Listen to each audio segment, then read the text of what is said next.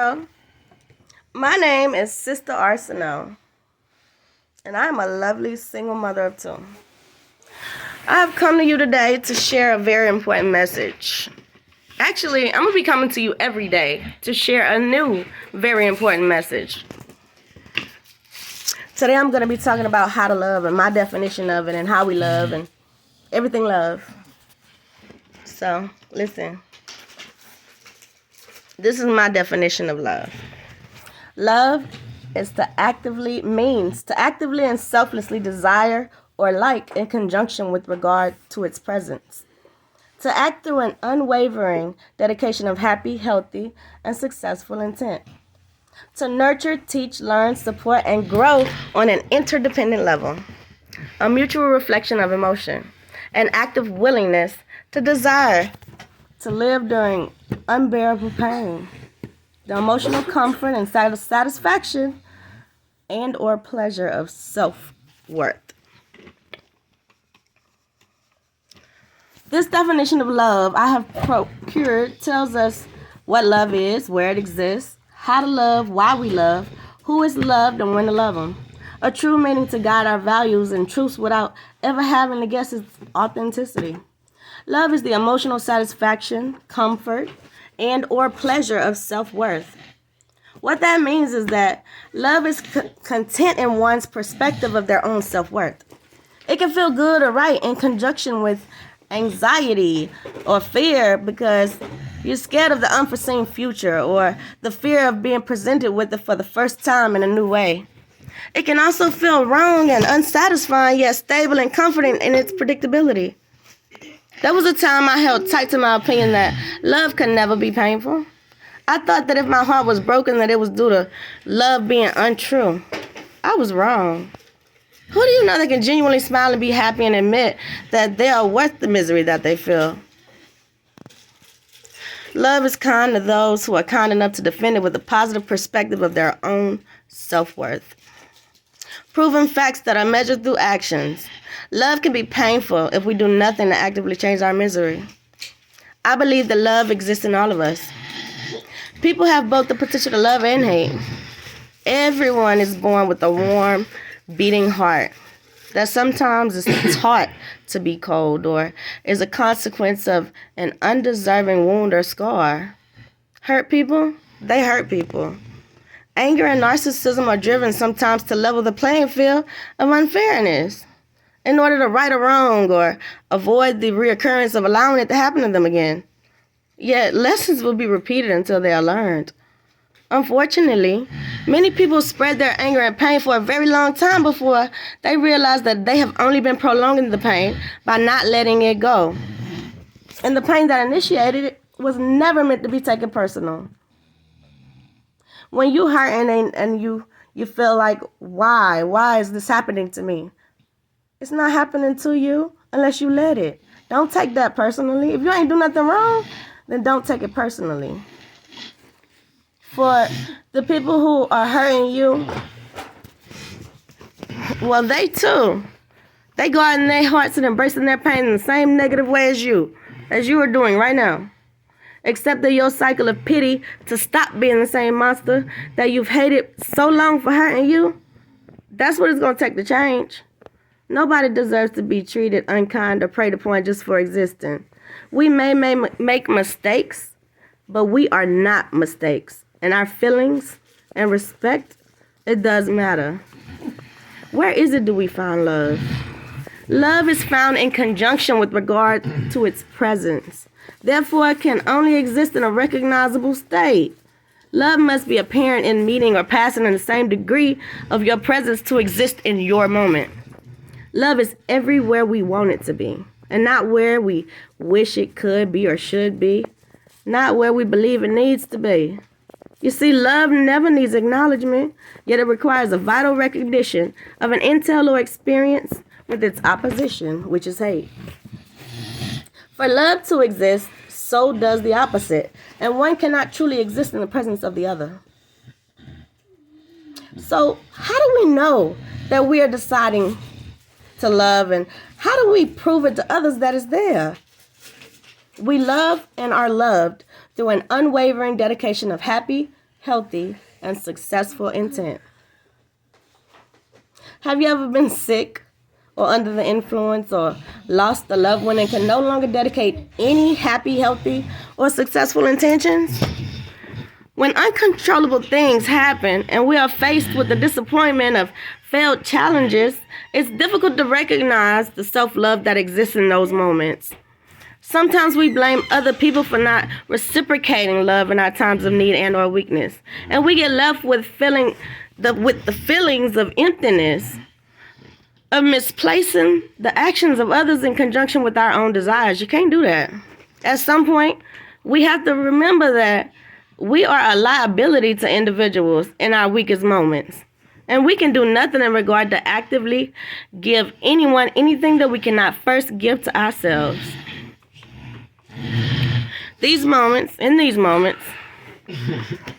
this is when many people stop believing in their worth and love's existence seems to be null. We feel lonely and useless and cannot contribute to the success of the masses in our world. In order to skip the self-pity and depression, it's best to appreciate the divine opportunity to enjoy the moment. Enjoy the moment. Wake up and smell the lovely roses of me time.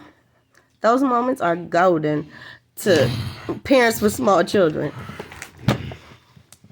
There is beauty in the world around us. As we remember our place in it and what we've been through and our many memories and moments of getting this world to this point, we helped in creating that. Weaknesses leave us stagnant and cripple our comfort. When uncontrollable events and unforeseen consequences come into our lives, and it's natural to despise those unfortunate events. Yet without them, love could not prevail and strength could never be proven possible.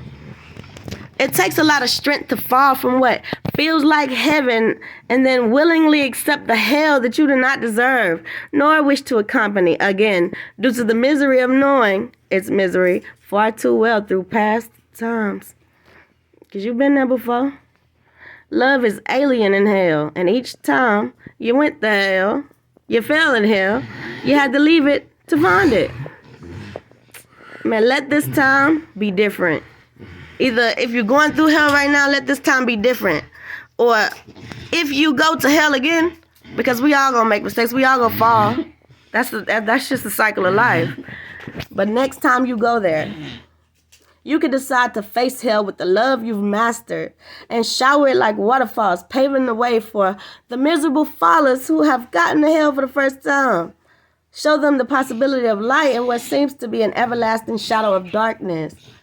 For you now know that the only direction that makes any sense to go is up. A shimmer of hope in the cruelty of this reality.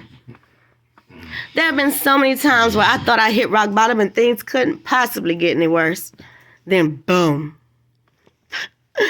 Here comes the wave following a deadly storm to top off my anxiety and paralyze my movements, and wondering if, will this storm sister show up next to finish me off?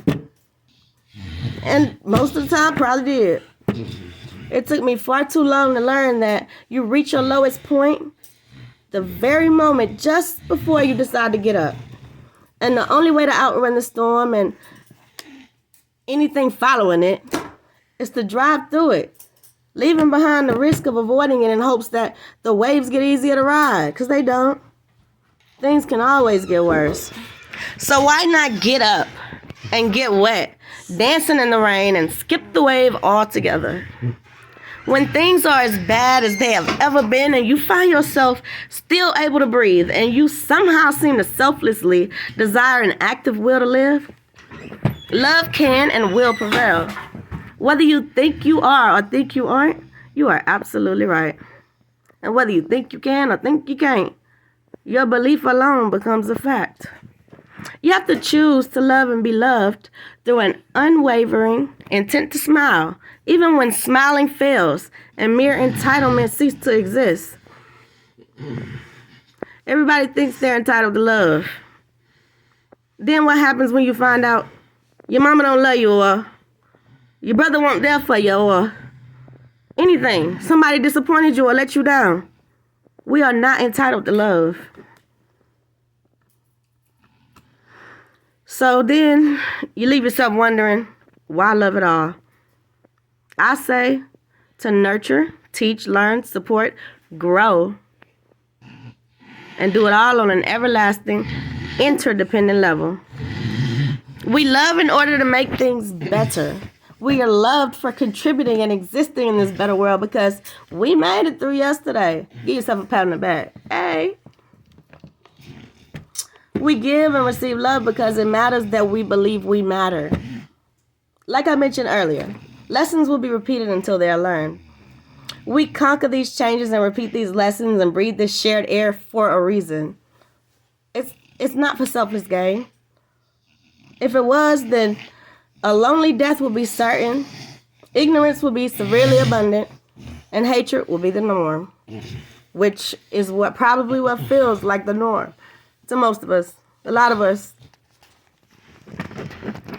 But if that were true, if that's all the world was, this cruel, cruel place with no light shimmering, with no way to make it, with no way to be happy, then love will become a mere miracle and a few dreams that shatter in believing you are somehow worthy of receiving something so rare and glorious.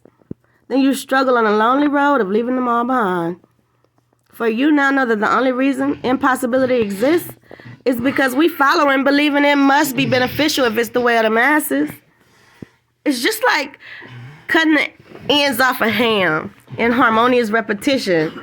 When the trend of cutting the ends off a ham only started because when they first started making pots and pans, the pots and pans were just made too small.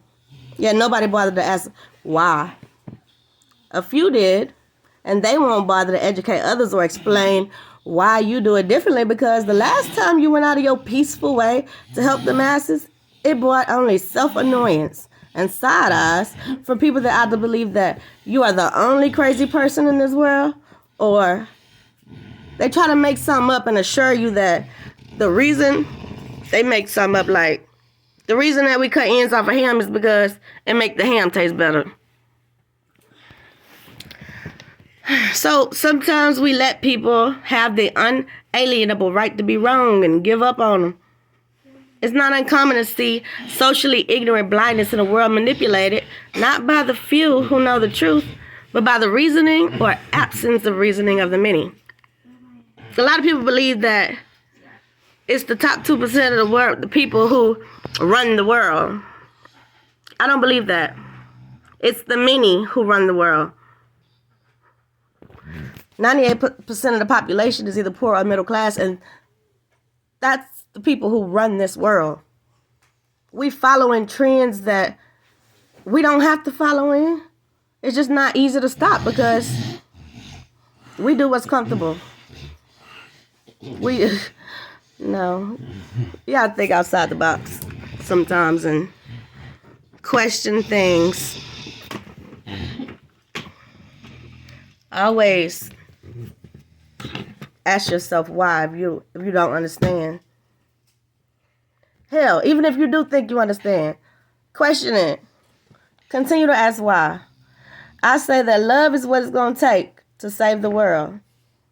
So we hold on to the second freedom that is truly ours and can never be taken away.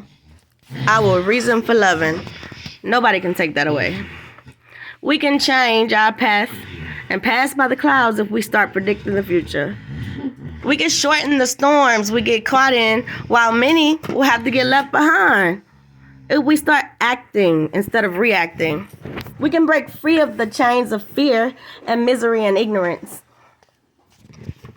How can we choose who we will support and stop to wait out the waters and comfort their fear? Who do we not leave behind? When we understand the pain of being scared and lonely, and we can provide that what we wish we had to somebody else,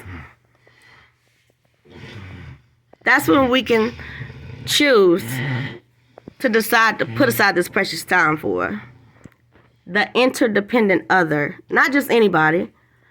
The religious trust in knowing that I can count on you to count on me to selflessly make our desire to see each other happy and successful a priority in our lives. When I may let you down, you hold no doubt in my absence because I always keep my promises. And even when you late, you always right on time. This bond ain't created out of thin air. Love is not created out of thin air. It's proven by consistent actions and transparent honesty. A bond that leaves mountains of assets and time shared without any debt ever owed from one to another. A bond created through pure choice. Choosing to allow loyalty to be honesty and speaking on communicating where one can grow. When most people will allow you to do it wrong, you teach each other to do it right.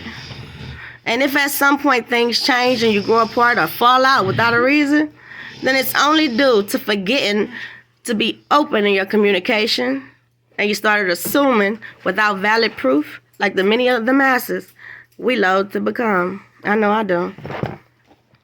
When we learn exactly what love is, how to love, why we do it, and make constant missions to make the very best version of it, we will love every moment of our lives and manifest our own bubble of heaven through every corner of this hell. The best predictor of future behavior is past behavior. Let go of repetitive fuckery that lands you in the same spot and stop taking shit personal. Allow love to grow where it shows and give it first to easy reflections that carry the least risk and the greatest reward. When you fall, learn from the thousands of times you've fallen and rise in style gracefully and beautifully proud of the king or queen that you have become. I love freely and I will always be kind. Take no one's problem personally. Never assume that you are entitled to receive the love of others. A wise husband or a wise man keeps his wife because he knows that he must love her like she is not his. Every day. Every day he tries to make her his. And every day he courts her so that nobody else can. That's the simple secret to success. Don't be complacent. If you have found an asset in your moment of happiness or somebody that you want to keep in your life, somebody that makes you a better you, and you don't want that to change, then do what you got to do to persuade it not to. Pave the way and make it easy for others when you first learn to love yourself. Or maybe we can learn to love together. Y'all welcome. Love, sis. Share. Come back tomorrow. I'm here for the long haul. I've been writing these blogs for years, and I'm going to stop being selfish and start sharing my work because it needs to be shared. People need to hear my messages, and I'll be back tomorrow.